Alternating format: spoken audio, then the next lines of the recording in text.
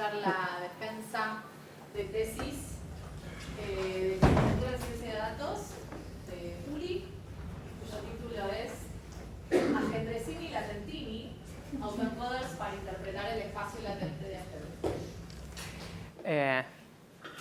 Empecemos haciendo estadísticas de quién es el público. Levanten la mano los que vienen hoy por primera vez al pabellón 0 más infinito. Unos cuantos. Después damos una vuelta si quieren. Levanten la mano los que no tienen del todo claro si... No tenían del todo claro antes de venir si esto era una tesis de matemática o de ciencia de datos. Unos cuantos. Bueno, ciencia de datos. Levanten la mano los que saben cómo se mueven las piezas en el ajedrez. Unos cuantos, perfecto. Y una más, la más importante de todas. Espero que todos levanten la mano con esta. ¿Cuántos vinieron porque saben que después de esto va a haber sanguchitos y chocotorta? Bueno, el contexto, digámosle, histórico en el que tocó hacer esta tesis es, estamos en un momento donde hay un montón de programas de inteligencia artificial, cada vez están más de moda, pero está pasando algo que es medio de ciencia ficción, que es que ni los que programan un modelo entienden del todo bien cómo es que hace las cosas que está haciendo el modelo. Entonces hay todo un área de aprendizaje automático de inteligencia artificial que se llama interpretabilidad, que consiste en agarrar algo que sabemos que funciona, pero no sabemos bien por qué, y tratar de entender cómo es que hace las cosas que está haciendo. Esta tesis va a ser un ejemplo de eso. Vamos a agarrar una cosa, vamos a hacer que aprenda algo y vamos a tratar de entender cómo es que está aprendiendo lo que está aprendiendo. El primer objetivo es que en un rato quede más o menos claro qué significa cada una de las palabras que hay acá en el título. Empecemos con autoencoders. Yo creo que de todas las cosas que vi hasta ahora del mundo de ciencia de datos, autoencoders lo pongo en el top 3 de las cosas que más me volaron la cabeza y para mí las mejores, las 3 ideas más brillantes que alguna vez vi involucran autoencoders. Me gustan porque son una idea muy simple que permite hacer un montón de cosas muy locas como lo que vamos a ver hoy. La idea es la siguiente, imaginen que tenemos un montón de fotos de caras de personas. Voy a usar un término que muchos acá conocen, muchos no, que es redes neuronales. El que sepa lo que es, buenísimo. El que no sabe lo que es, lo único que hay que saber es que son programas que si le das muchos ejemplos de algo, aprenden cómo se hace. Eso es lo único que hay que saber para esto. ¿Alguien alguna vez tuvo esta idea de decir, agarremos una foto de una cara de persona, o varias, después van a ser varias, una foto para la compu es un montón de píxeles, son por ahí, digamos que son 1 millón de píxeles, ¿no? Que están representados con esos circulitos ahí. Cada uno de esos píxeles para la compu son números, son activaciones de píxeles. Y la idea es decir, hagamos una red neuronal que puede tener varias capas ocultas, pero que transforme ese millón de números primero en poquitos números, tipo 10, y que después transforme esos 10 números en la misma cara de nuevo. O sea, esto que está acá uno lo escucha y suena como algo que no tiene sentido, porque tiene un programa que aprende a agarrar una foto de una cara y devolver la foto de la misma cara. La gracia de hacer todo esto es que si una red neuronal aprende a hacerlo, inevitablemente está comprimiendo en los 10 numeritos del medio la información de los millones de píxeles que tenía la cara. Entonces, ya uno no necesita 1 millón de píxeles para describir una cara, necesita solo esos 10 numeritos. Entonces, la primera cosa copada de esto es algo que le podría copar más a alguien de computación, es que comprimí la información. Si tengo que mandar una foto, ya no tengo que mandar 1 millón de píxeles, tengo que mandar 10 números. Esa es la primera ventaja. La segunda, que para mí es la que a mí me voló la cabeza y la que va a ser importante para lo de hoy, es que esto logra, cuando uno lo hace, describir en solo 10 números toda la imagen de una foto de una cara. Entonces esto grita una pregunta que es, ¿cómo hace? O sea, ¿cómo está haciendo esto para guardar en solo 10 números toda la información de una cara? Esto en la práctica se puede hacer, uno lo único que necesita es un montón de fotos de caras para que las redes neuronales aprendan, pero en la práctica se puede hacer que la red neuronal logre describir en 10 números como es una foto de una cara.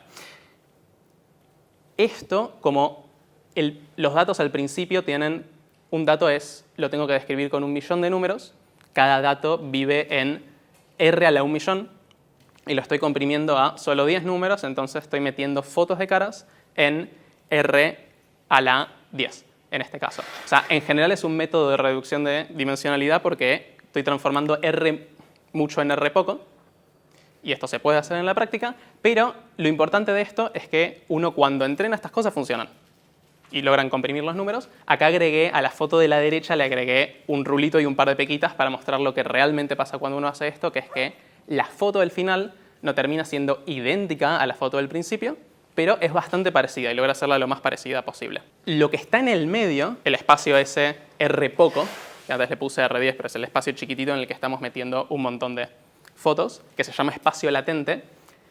Si uno hiciera esto con algo más simple, como por ejemplo estos emojis, que son más simples porque lo único que tienen estos emojis es una boca que está o más triste o más contenta y ojos más juntos y más separados, hace eso y se fija cómo es que el autoencoder los organiza en el espacio. Por ahí pasa algo así. Puede pasar que el autoencoder ponga las caritas más contentas más a la derecha y las más tristes más a la izquierda, y las que tienen los ojos más juntos más abajo y las que tienen los ojos más separados más arriba.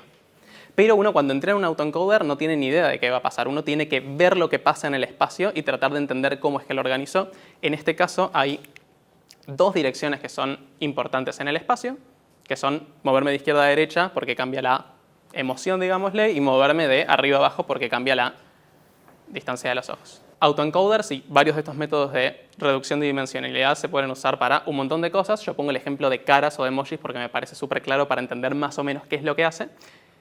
Pero hay gente que lo usa para de todo. Por ejemplo, tenemos acá a Ian, que usa cosas de este estilo para reducir dimensión de discursos de políticos, o a Gabo Mindlin, que es un físico de la Facu, que los usa para organizar en el espacio cantos de pájaros. O sea, se puede usar posta para un montón de cosas.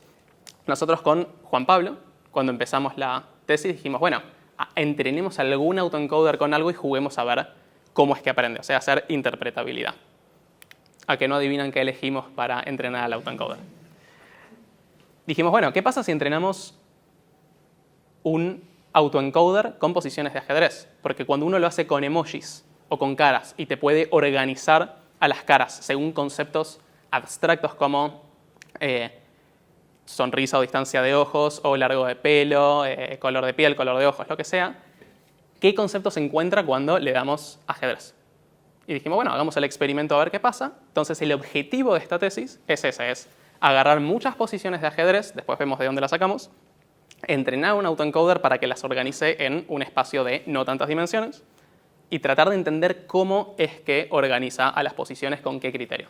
Porque esto no sabe las reglas del ajedrez, ve muchas posiciones y las organiza como puede. Entonces, el objetivo es hacer lo mismo de antes, pero con tableros de ajedrez. O sea, un tablero de ajedrez, meterlo en esos circulitos rosas que serían las pocas dimensiones que queremos que tenga y que después se pueda recuperar el mismo tablero de ajedrez o lo más parecido posible. Para eso, el primer paso, como las redes neuronales comen números, no tableros, no piezas en tableros, hay que pensar cómo representar un tablero de ajedrez como vector de números. Y formas hay varias. En la literatura lo que encontramos en proyectos parecidos es que la más común es una que se llama Bitboard, que ahora cuento en qué consiste, y le terminamos haciendo una variación. La idea del Bitboard es decir, yo tengo este tablero, por ejemplo, y quiero representarlo con números. Entonces, una forma es decir, bueno, me fijo primero dónde están los peones blancos, y como el tablero es de 8×8, hago este tablerito de 8×8 números, donde pongo un 1 donde hay un peón blanco y 0 en todo el resto de los lugares. Después hago lo mismo con peones negros, caballos blancos, caballos negros y así siguiendo hasta pasar por los 12 tipos de pieza que hay, porque hay 6 tipos de pieza de cada color. Entonces, esto termina en una tira de números, un vector de 700 y pico de números que representan a la posición de ajedrez. La cosa es que ahora lo podemos meter en la entrada de una de estas redes neuronales, pero en la salida, como las neuronas pueden tener activaciones intermedias que no sean O0 o 1, sino algún número con coma en el medio, lo que hay en la salida no es un tablero de ajedrez, sino una cosa más loca, que lo represento con esta foto, que es como un tablero de ajedrez, pero donde cada casilla tiene una fracción de cada pieza. Es como si hubiera una casilla que tiene 10% alfil, 8% peón, 50% no sé qué. Y estaría bueno que esto devuelva un tablero de ajedrez, de verdad, que en cada casilla haya una pieza. Entonces, uno lo que podría decir es, bueno, agarro cada casilla, me fijo cuál de los 12 tipos de piezas tiene una mayor activación en la salida y pongo esa pieza. felicitaciones, llenaste de piezas todo el tablero porque todas las casillas tienen algo de piezas que quieren estar ahí. Una solución que pensamos en su momento es decir, bueno, pongamos un umbral, si ninguna pieza supera cierto umbral es que la casilla está vacía, pero ahí como que hay varias cosas que son medio arbitrarias que no nos terminaban de copar, como el umbral que elegís, como que no nos terminaba de copar la solución, y acá el que nos salvó las papas fue Mati, ¿dónde está acá? Mati, que comiendo una pizza con amigos en casa, le estaba contando de esto y me dijo, ¿y por qué no haces esto? ¿Por qué no agarrás la representación del tablero que acabas de describir y pensás como que en cada casilla vacía en realidad hay una pieza invisible? Y agregás un tablerito de estos más de ceros y unos marcando con unos las casillas vacías. Entonces, ahora no importa si hay pieza o no pieza. Cada casilla tiene 13 opciones, que es 12 para los 12 tipos de piezas que hay, y una opción más que es casilla vacía. Y agarramos la opción más activa y decimos que ahí en esa casilla hay o esa pieza o ese espacio vacío. Esto en Machine Learning en general se llama one-hot, esta forma de representar con números, pero como en este contexto nunca habíamos visto que alguien use esto, le pusimos el nombre de su descubridor, el apellido, que es One-Hot Bergerman, por honor a Mati, que es a que se le ocurrió esto comiendo una pizza. Entonces terminamos usando esta forma de representar tableros para meterlos en la red neuronal. Cada tablero se representa con esta lista de 832 ceros o unos.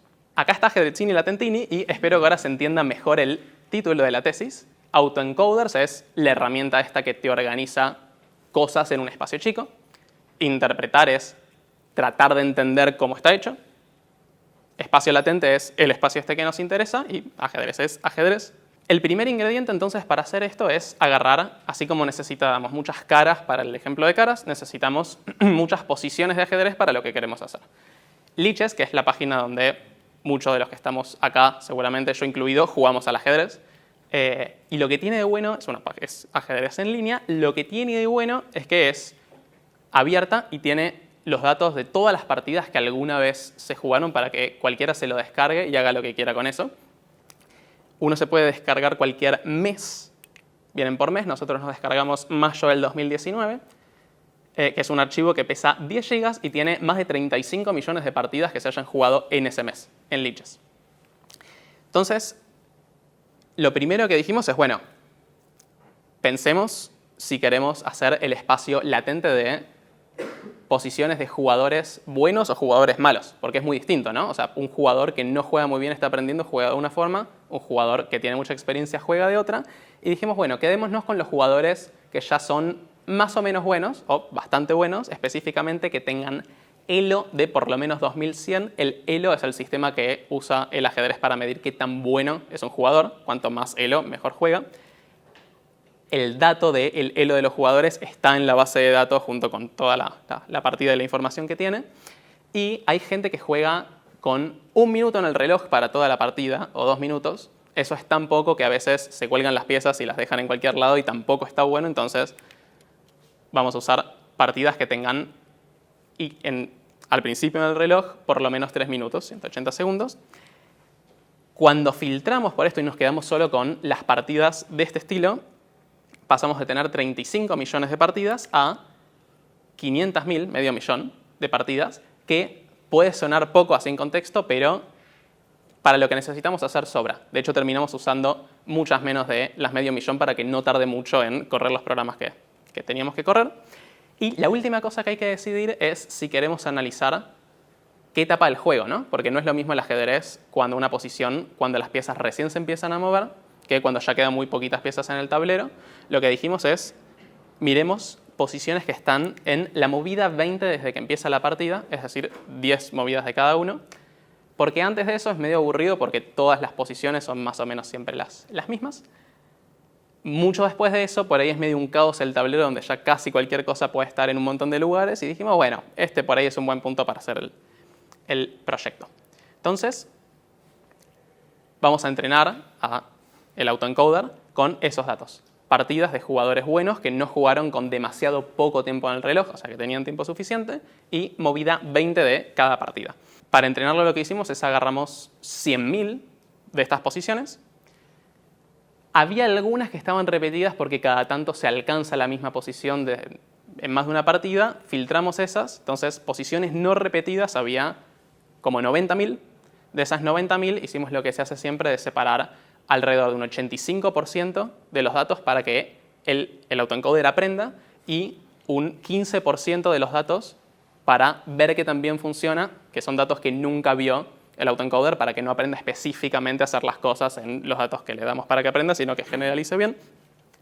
La arquitectura del autoencoder tenemos la primera, iba a decir la primera capa, pero mejor, la entrada y la salida, que son los violetas con el 832 abajo, tienen que tener el tamaño del tablero, y estábamos representando un tablero con la representación numérica de Mati, que tiene 832 números. La capa esa del medio, lo importante es que tenga pocas neuronas, para que esté representando en pocas dimensiones lo que nos interesa.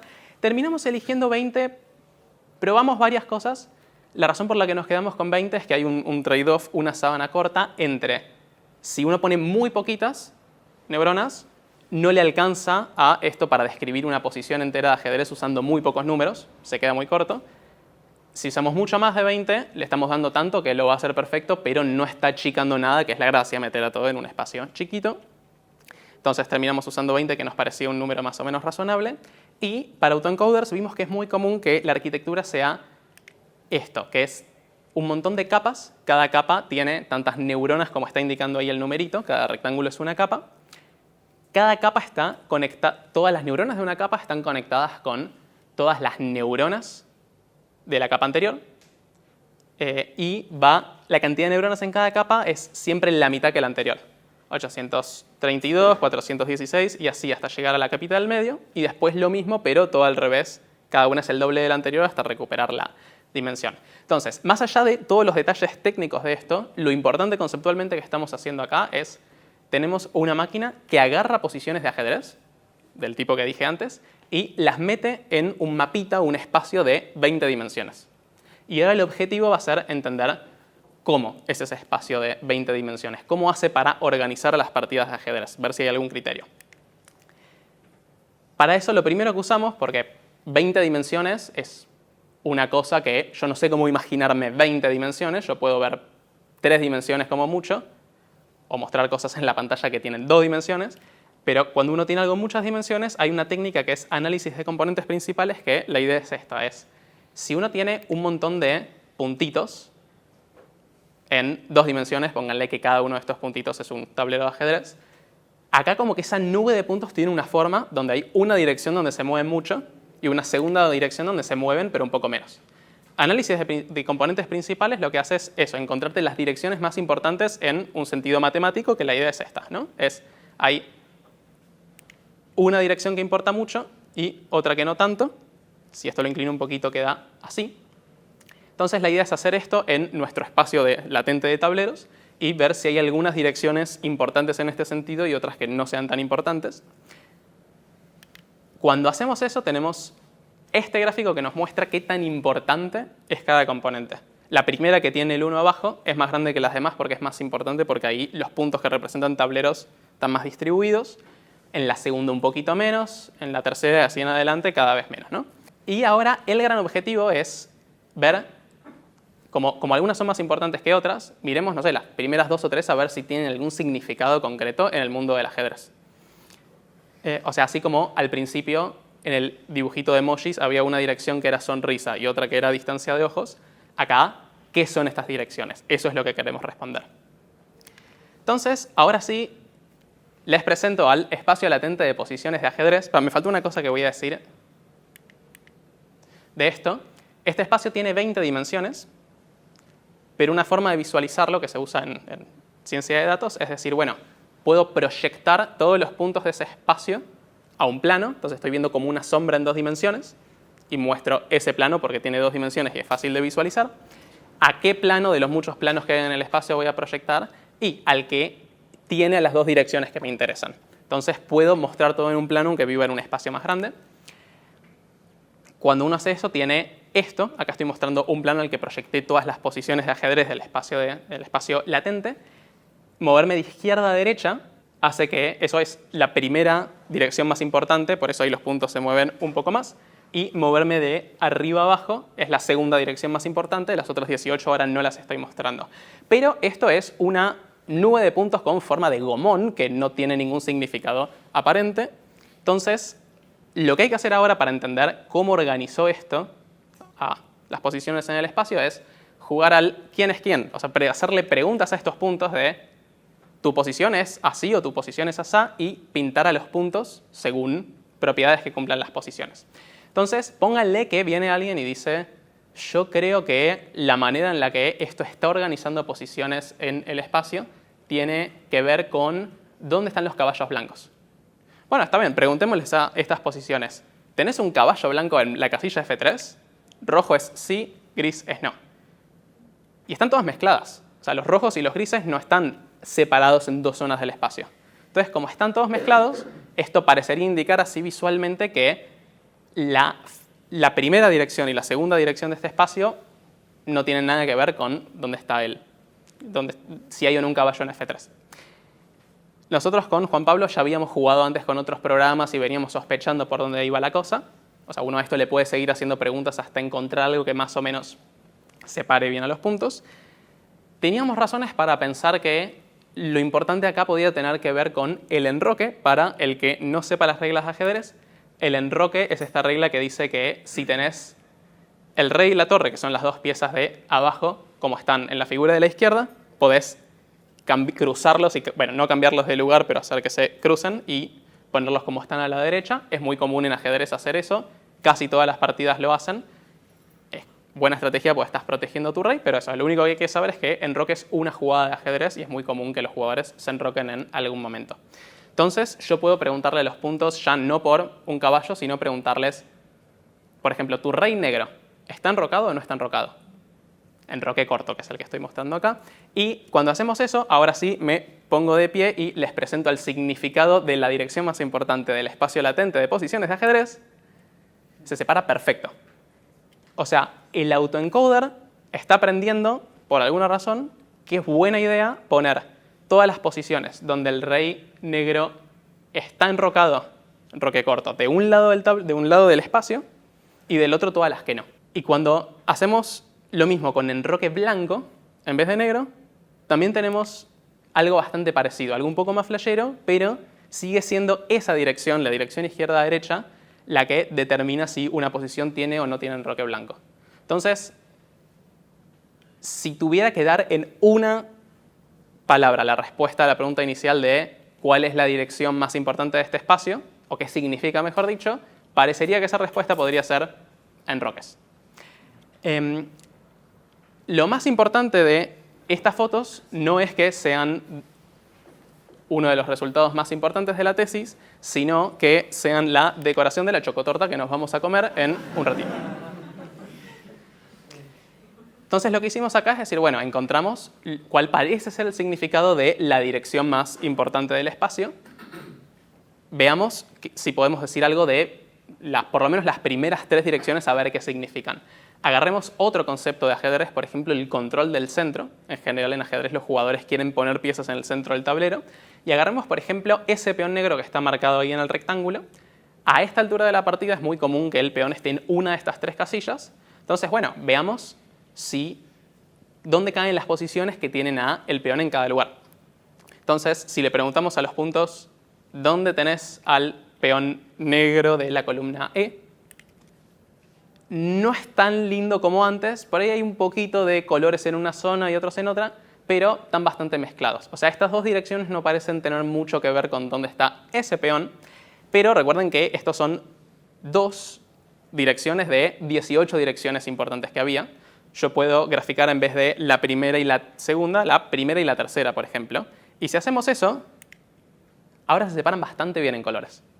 O sea, ahora moverme de arriba a abajo en este gráfico, que moverme de arriba a abajo es la tercera dirección más importante, se corresponde bastante bien con dónde está ese peón negro.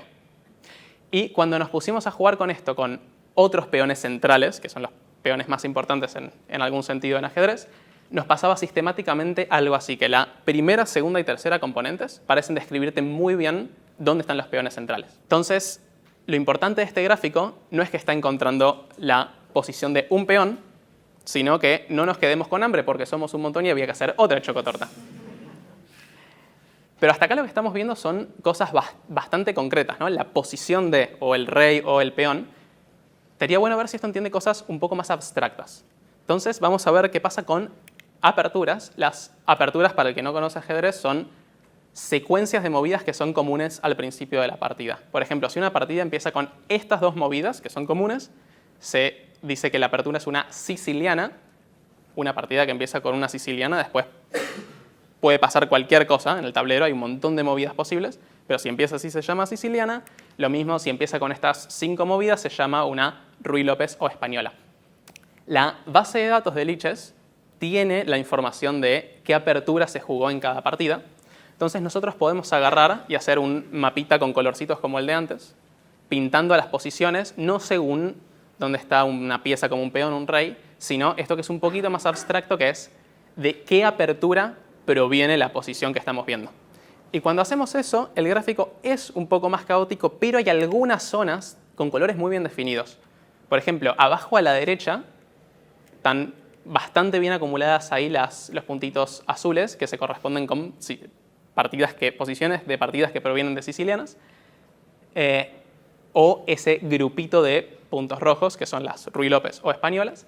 Las naranjas, por ejemplo, que son la India de rey, están un poco más repartidas por todos lados, pero están más concentradas a la izquierda. O sea, parecería ser que hay zonas con colores bien marcados que son aperturas de las que provienen.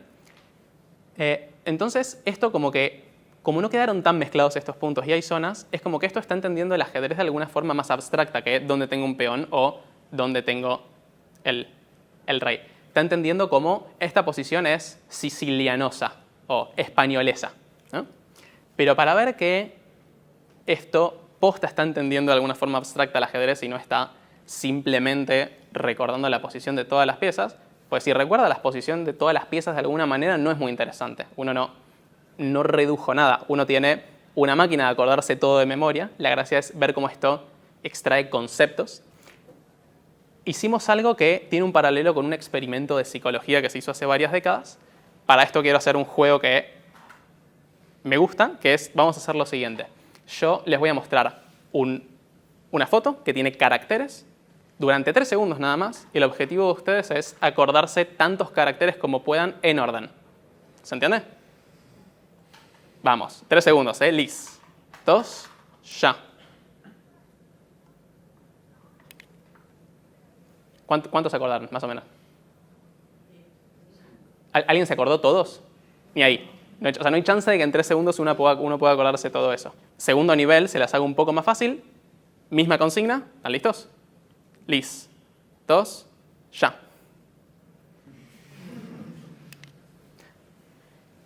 O sea, ahora se acuerdan todo. Y yo los engañé porque este texto y este son las mismas letras en otro orden. Entonces, ¿por qué es más fácil este? Y porque uno cuando lee no ve caracteres uno atrás de otro y se los acuerdan de memoria. Uno ve palabras que tienen un significado y que conectadas entre ellas tienen un significado todavía más razonable. Y le pasa lo mismo a un ser humano que sabe de ajedrez. Si a un humano le mostrás, o a alguien que sabe de ajedrez le mostrás esto, no ve 5 piezas blancas puestas en esas casillas, ve un concepto de ajedrez que es un enroque protegido, por ejemplo.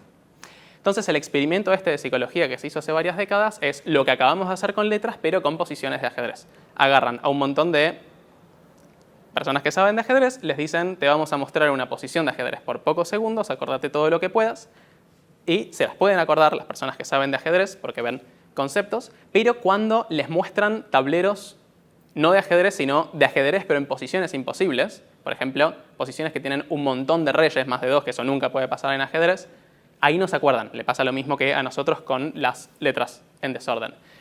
Y es bastante razonable que pase eso, pero deja bien en claro que un ajedrecista ve conceptos, no ve piezas en lugares, ¿no? Entonces, nosotros lo que hicimos es un experimento muy parecido a ese, pero con Ajedrezzini y Latentini, que es el siguiente. Es decir, nosotros tenemos el autoencoder, agarra posiciones y las mete en este espacio abstracto, pero después puede agarrar el punto en el que cae una posición en este espacio abstracto y volver a construir la posición. O sea, acá la posición de la izquierda es una posición original de ajedrez y la de la derecha es cómo la está reconstruyendo el autoencoder después de comprimirle la dimensión. Tiene errores, pues como había dicho al principio con las caras, pues no es perfecto. Cuanto menos errores tenga mejor. Hay errores, pero son pocos. Y lo que podemos hacer es contar cuántos errores tiene un tablero. Este tiene esos errores, pero 7,5 es cuántos errores tienen en promedio los tableros. Yo le doy muchos tableros, algunos tienen más de 7, otros menos de 7 errores, pero 7,5 es más o menos es el promedio de la cantidad de casillas mal puestas, mal reconstruidas. Esto con posiciones de las de jugadores buenos, bla, bla, bla, como dije antes.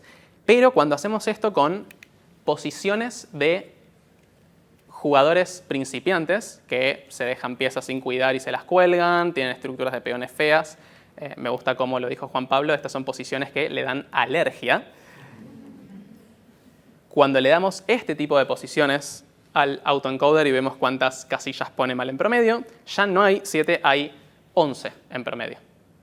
Entonces, la única forma en la que esto pudo haber dado más grande es que posta el autoencoder no está recordando de memoria la posición de todas las piezas, porque si no le iría igual de bien en cualquier tablero, sino que está entendiendo posta conceptos abstractos de ajedrez. Entonces, antes de cerrar con las conclusiones, quiero mostrar un ejemplo de qué aplicación podría tener esto al mundo del ajedrez y algún posible trabajo futuro.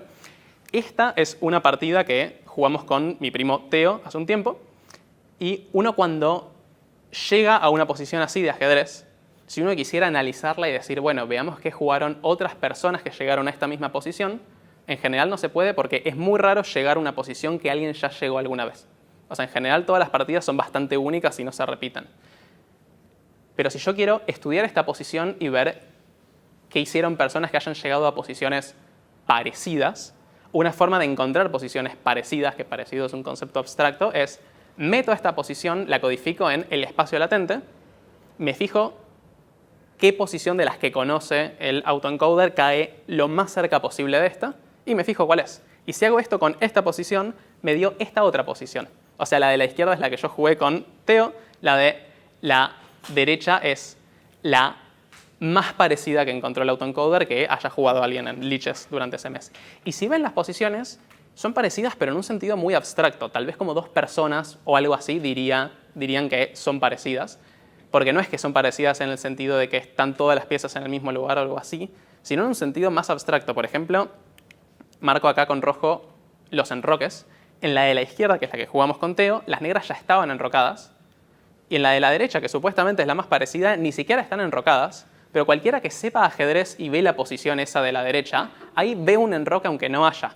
Porque las negras ahí es claro que se están por enrocar, porque ya sacaron el alfil, sacaron el caballo, que eso es necesario para enrocarse. Los peones de ese lado están sin moverse, que eso es bueno para enrocarse, para proteger a tu rey. Los peones del otro lado del tablero, están los negros de la izquierda, están todos movidos, entonces no es buena idea enrocarse de ese lado. Entonces esto posta está entendiendo que dos posiciones son parecidas de una forma muy abstracta. Entonces, bueno, y eso, y posible aplicación de esto, posible trabajo futuro, uno que tenemos ganas de explorar es ver si se puede usar este espacio latente para hacer un programa que juegue al ajedrez. Para que se dé cuenta, por ejemplo, si una posición es buena o mala, comparándola con otras posiciones que estén cerca y viendo si son buenas o malas. Eso podría estar bueno, me da intriga qué pasaría. Y ahora sí, conclusiones entonces, resumen de lo que hicimos, agarramos un montón de posiciones de ajedrez, de Lichess, nos quedamos con las que nos interesaban, entrenamos un autoencoder, que eso involucró resolver problemas como pensar cómo codificar un tablero en números, eso se resolvió comiendo una pizza con Mati, pero bueno. Vimos que había algunas direcciones de este espacio abstracto de posiciones que son más importantes que otras, y vimos que las más importantes tenían significados bien concretos con nombre y apellido como enroque corto. O sea, esto logró entender algún concepto propio de ajedrez. Y vimos con algunos gráficos y con experimentos como este de errores de casillas que esto posta está abstrayendo conceptos y no está recordando de memoria las posiciones. Entonces, en conclusión, vimos que un autoencoder puede aprender de ajedrez, se puede analizar el espacio latente y terminan apareciendo conceptos abstractos. Entonces, un autoencoder puede de alguna forma entender el ajedrez de forma abstracta como lo hace un humano, en vez de como lo hacía una computadora clásica, guardándose la información de todas las piezas. Con esto termina la tesis. Gracias totales.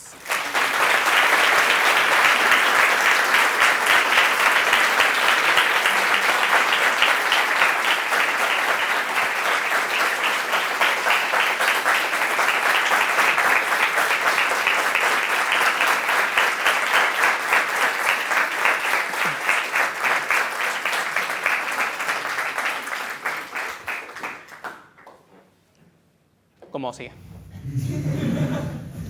Bueno, nada, felicitaciones. Creo que tenés una gran capacidad para transmitir. Después quería hacerte una pregunta, y es, vos al principio cuando contaste las redes neuronales, dijiste estaban todas conectadas con todas, ¿no? O sea, siempre... Claro, o sea, es cada capa está conectada cada neurona está conectada con todas las anteriores. Ok, eso es un estilo de red neuronal, ¿cierto? Claro, o sea, el estilo... ¿Por algún lugar, por alguna particularidad? O sea, las veces que vi gente usando redes neuronales, eso es lo más común que vi. Específicamente en autoencoders, vimos que era muy común esto de no solo que cada una esté conectada con las anteriores y las siguientes, sino esto de que se vayan dividiendo a dos. Como que va ayudando a que la dimensión se vaya reduciendo de a poquito. Perfecto. Y la otra pregunta que tenía era en el espacio latente, que vos tenés ahí tus 20 están en RN, digamos, vos dijiste que medías, ¿sí?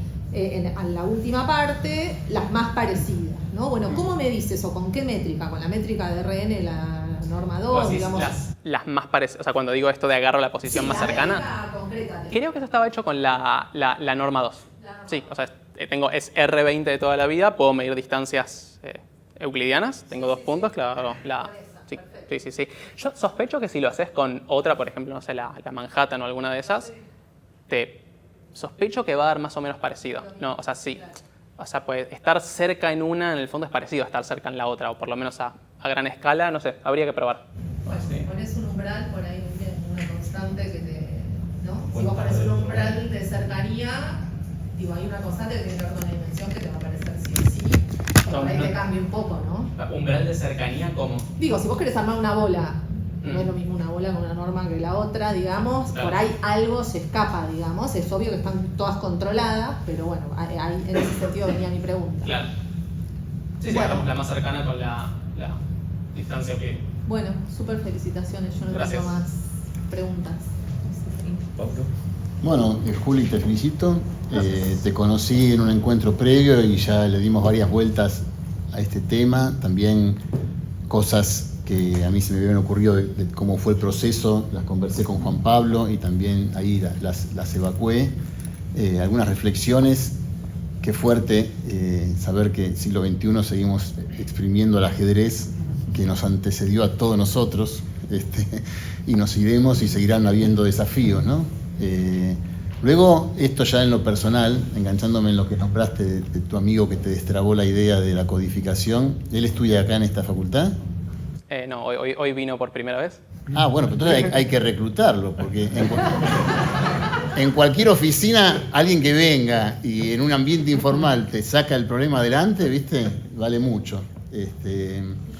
Y después te iba a preguntar que en el escrito, bueno, se ven más interpretaciones o hipótesis de interpretaciones, llamémoslo así, que las que pudiste explicar ahora en tu exposición.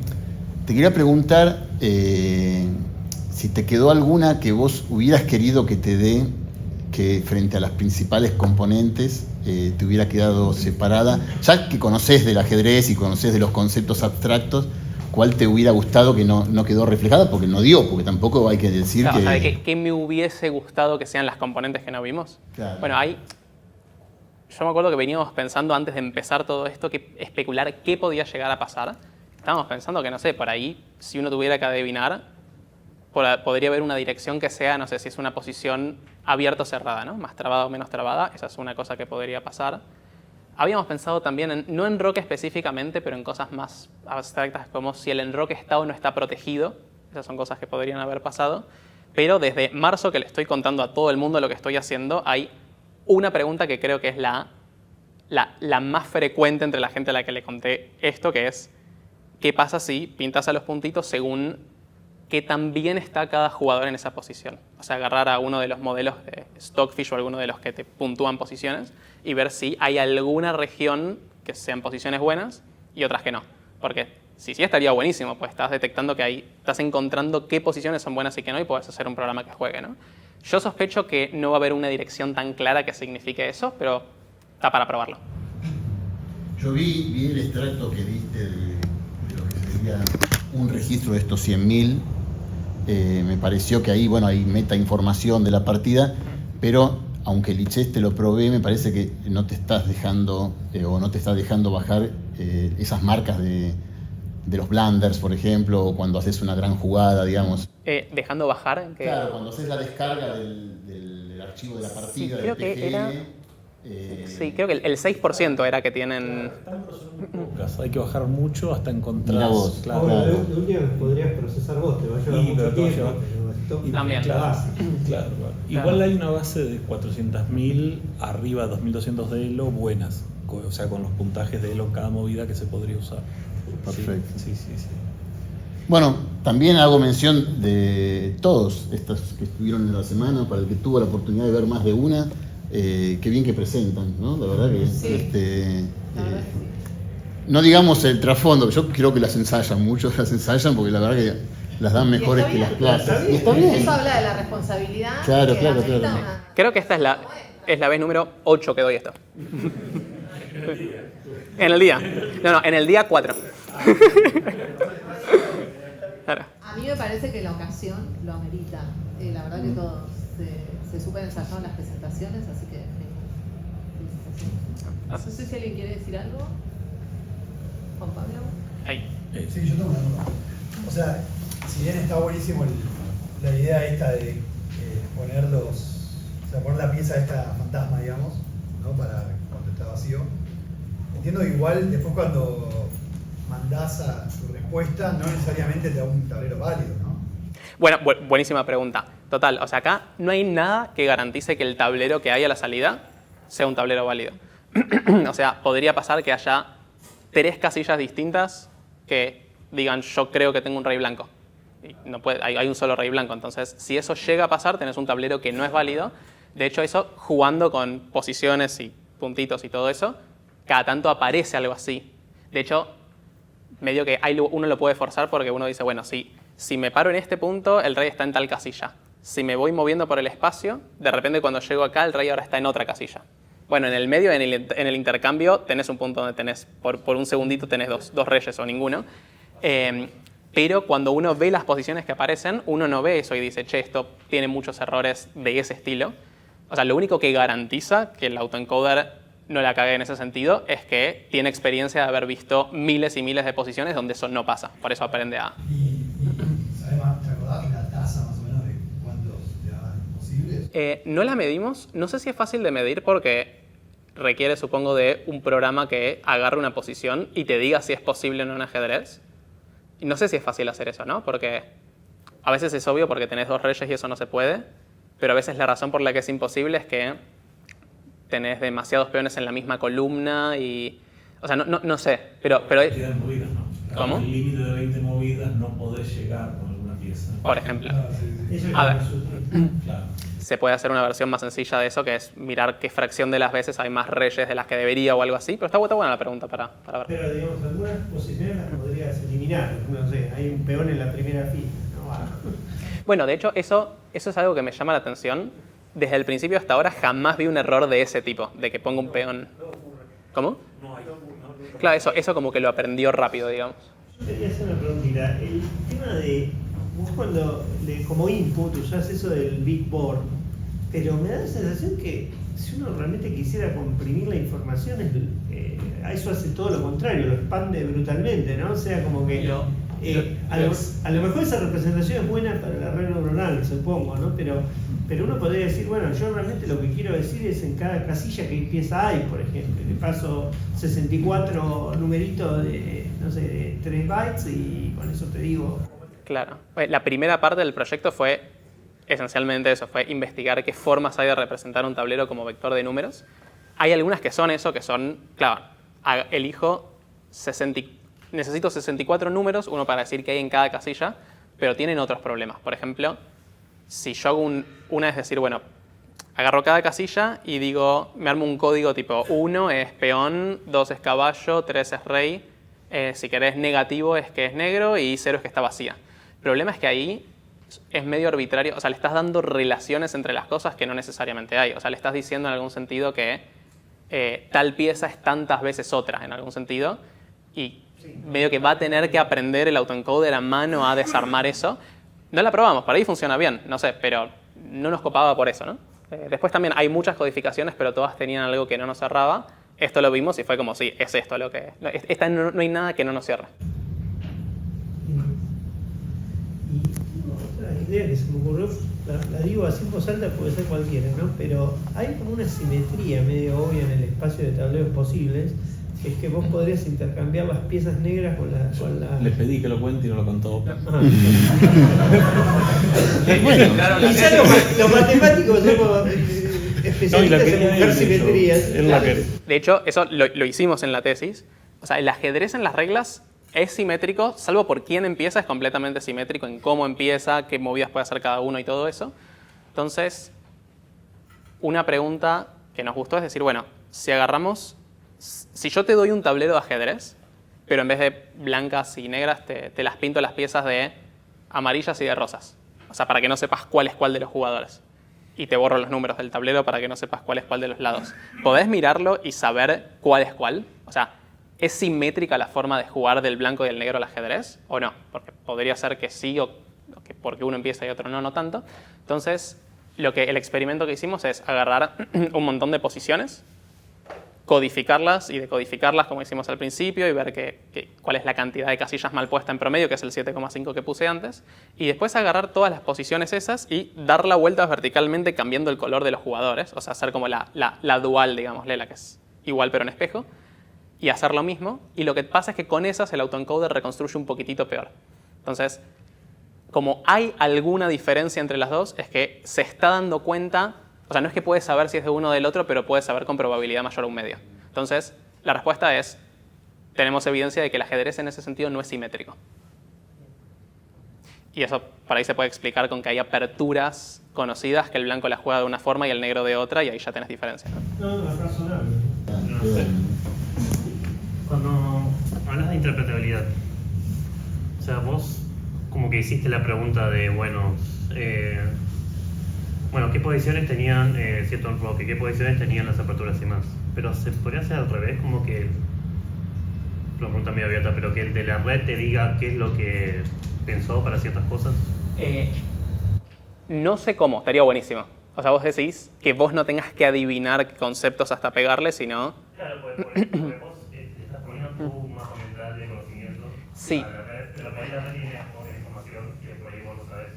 O sea, así rápido no se me ocurre cómo. ¿Se te ocurre de alguna manera? Hablamos de clustering. Vos podés tratar de clusterizar, digamos, supervisado si querés usar ya la metadata del partido.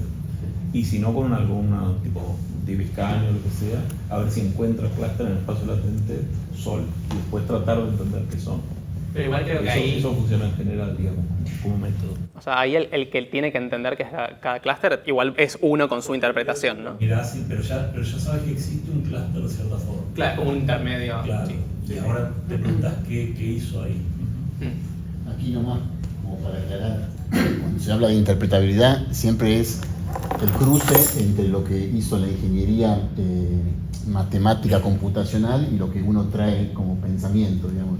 Para la red lo sabe interpretar, ¿eh? No creas que ellos tienen dudas, digamos. Cuando hacen ese ajuste, lo que tiene acá es, como decís vos, de qué forma uno podría hacer como una interpretabilidad más objetiva, y la realidad es que no, porque en el seno de la interpretabilidad está justamente cómo acercarnos desde nuestra mirada a lo que hace el cómputo, ¿no? Claro, pero yo lo pensaba por ahí vos podés aprender la red. Por ahí la red descubrió algo que vos no descubriste. Bueno, de hecho, Juan Pablo me viene contando siempre que en ajedrez, cuando apareció Alpha 0, o sea, es una red neuronal que aprendió ajedrez de cero sin ver nunca partidas de humanos, y ahora hay personas que aprenden conceptos que descubrió la red, ¿no? O sea, eso es un poquito al revés en algún sentido, tal vez. Otro tipo de red, una red que se programa como con el objetivo riesgo de jugar. de Claro. jugar y de generar más valor para la posición de uno, digamos. Mientras que esta es de reconstrucción, que es... Claro, o sea, pero esto así- primas hermanas son, Claro, digamos. o sea, así crudo esto no juega al ajedrez, pero como que claro, ahí buscan conceptos de ajedrez de alguna forma. Bueno, última pregunta hay. Pongámosle, si vos pusieras la imagen de la salida de vuelta en la entrada del programa, ¿te daría un tablero similar al original o tendría más errores? O sea, vos decís, agarro una posición, pongo la entrada, veo que sale y la vuelvo a poner. Hace un tiempo se me había ocurrido la pregunta de si uno hace ese proceso bastante, si eso, ¿qué tiene sentido? Si se acerca a algún lado o no. Pero me causa gracia porque fue como un pensamiento súper específico, por eso me causa gracia que se nos haya ocurrido a los dos. En el aire, por lo menos, no me convencí de que pase algo copado como que eso debería converger siempre a la misma posición o algo así. La respuesta es, no sé, pero es muy fácil de probarlo. O sea, llego a casa y pruebo y te cuento qué pasa. Así que... Te podés tomar un recreo. Mañana lo podés. Lo dejamos descansar un poco. Bueno, felicitaciones. Gracias.